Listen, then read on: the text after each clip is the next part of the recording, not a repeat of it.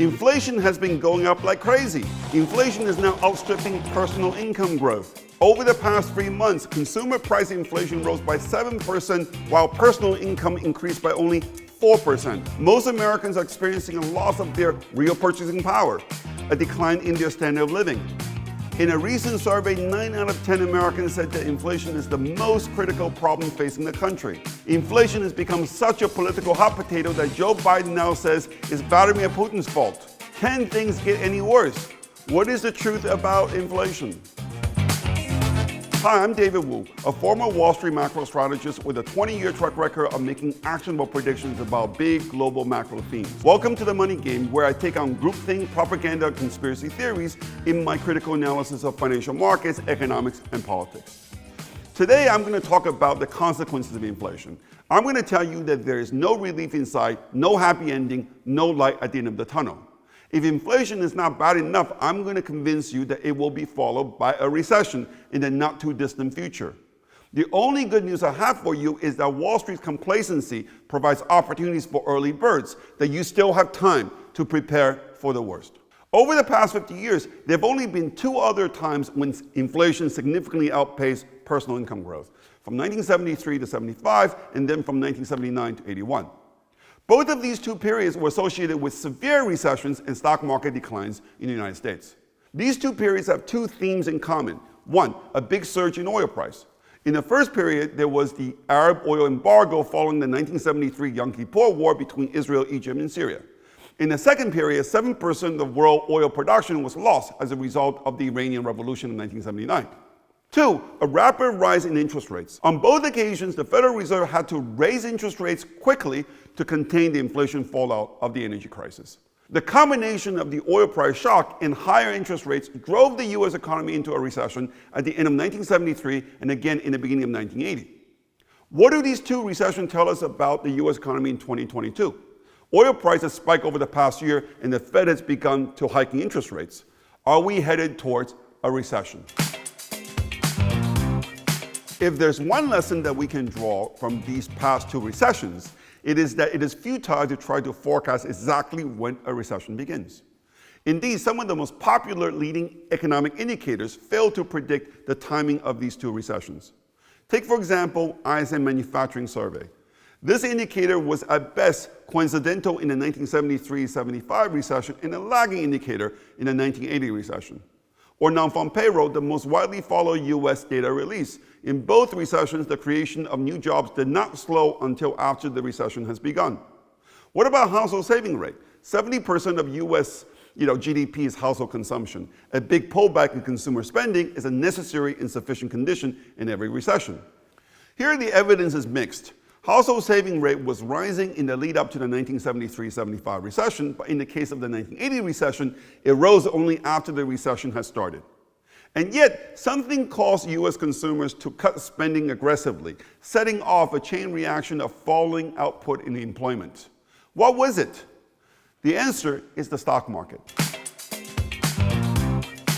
The stock market fell sharply at the start of each of these 2 recessions. So here we have a chicken and egg problem. Ironically, if there's to be a recession, the stock market will decide when it will start. But what caused the stock market to go down in our 2 examples? The culprit was monetary policy.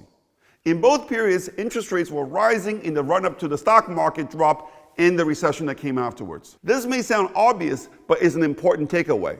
What it means is that rising inflation per se is not enough to bring on a recession.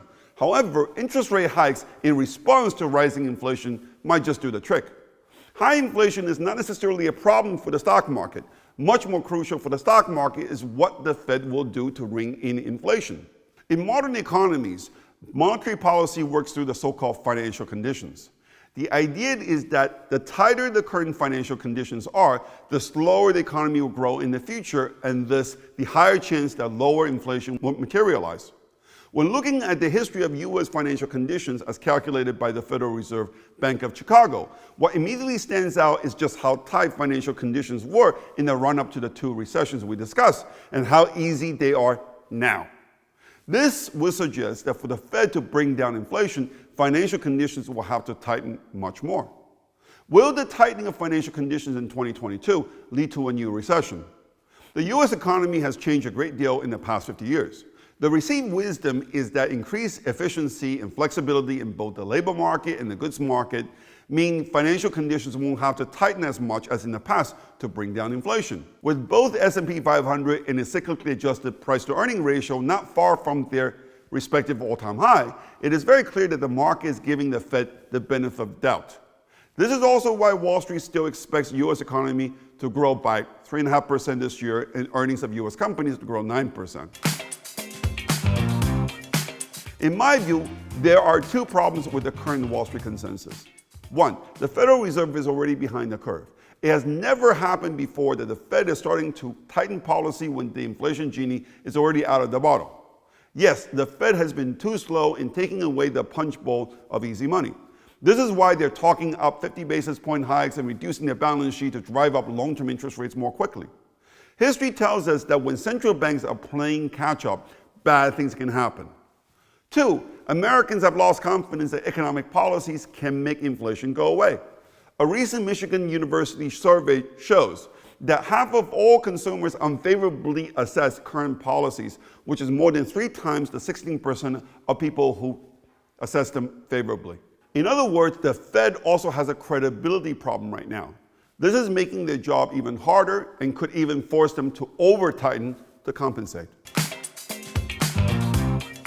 I believe the fact that the Fed is behind the curve and has lost credibility is the greatest risk facing the US and the global economy in financial markets.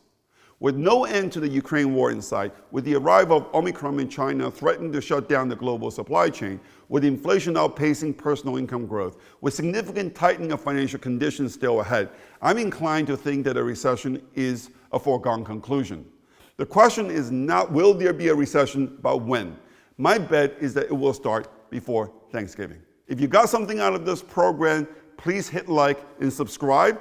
If you want to watch the second part of this program in which I discuss my investment strategy, in particular how to use stocks, bonds, and currencies to express this macro theme and others, please come visit us at davidwuunbound.com. Thank you for listening.